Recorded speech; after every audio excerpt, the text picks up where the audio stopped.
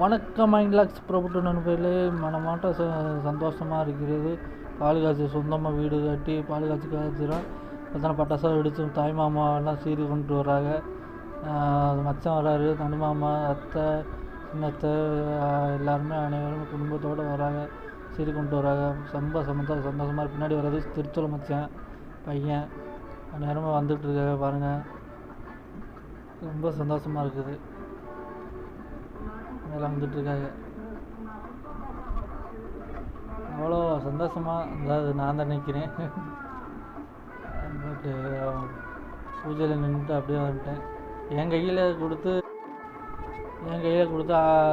ஆளாத்தி இது பொட்டு வைக்க சொல்கிறாங்க. பட்டு லேடிஸு தான் வைக்கணும். எங்கள் அத்தாச்சியை கூப்பிட்டு வைக்க சொல்லிட்டேன். அப்புறம் நான் பாட்டுக்கு ஒரு வாரமாக நின்றுட்டேன். எல்லாருமே பார்த்தோன்னா சந்தோஷம். சின்ன பெரிய அக்கா, அதை அண்ணன் பையன் எங்கள் அக்கா வச்சுருக்குது.